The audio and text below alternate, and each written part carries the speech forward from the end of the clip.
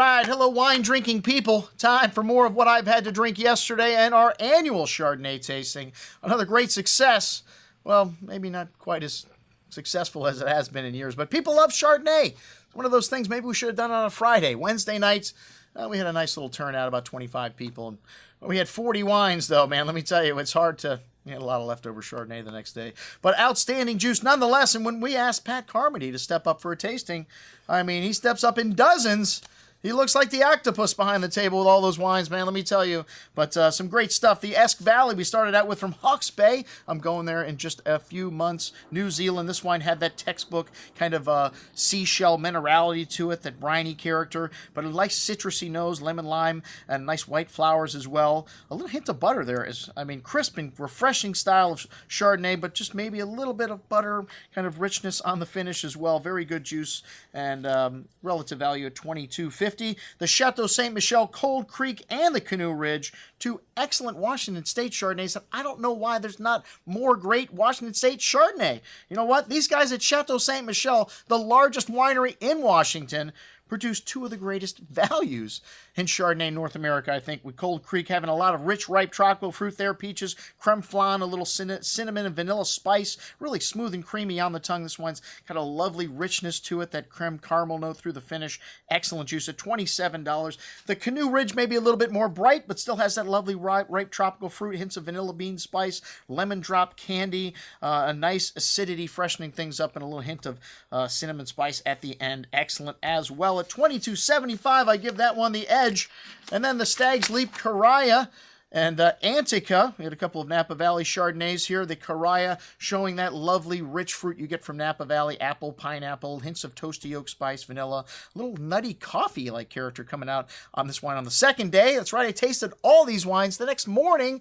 That's a dedication to my craft that I have here for you, our wine-drinking people. Lovely fruit here in these Napa Chardonnays, and just a nice touch of spice. This wine, everyone lightening up on the oak.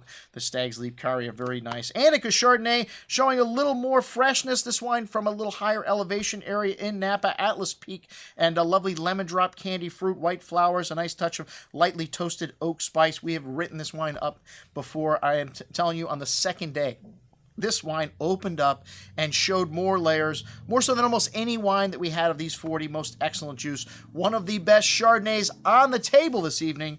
And the Chateau St. Jean Robert Young, also outstanding, as was the Belterre. These two Chardonnays, I mean, look, these are two of the first single vineyard Chardonnays in California. Dick Arrowood in the early 70s designated these areas as outstanding and very unique.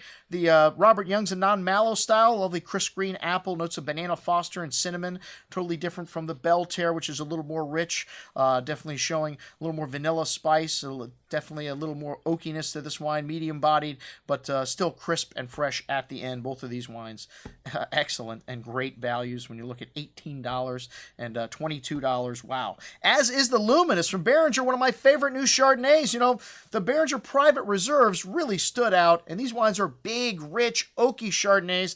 I like the 13 a little better, but a lot of the crowd liked the 12, and definitely drinking a little better. But the Luminous, this wine a little less oaky, but still, to me, every bit as complex. And I like oak in my wine. I'm not one of these people that, ooh, it's oaky.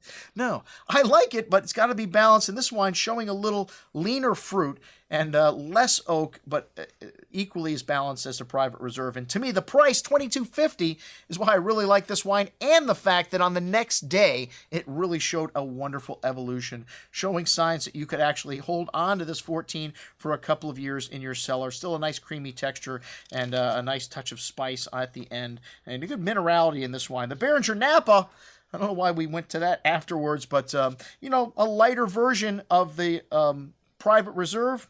No, a totally different wine, but still a nice, pleasant wine with a short finish. I'll tell you the best value on the table. This Tormaresca Chardonnay from Puglia. There's 10% Fiano in the blend here, and this wine's got a bright, mineral-driven bouquet, that seashell kind of minerality, lemon, lime, citrus, pineapple. Very clean, bright and refreshing on the tongue, and really a nice freshness. Just cleans up the palate, and very good little wine at like $10, $12. Wow. Pat, stepping up once again for Southern Wine and Spirits Chardonnay Table. I'm your host, Andrew Lampasoni, signing off for the Wine Watch, saying, remember, always drink the good stuff first.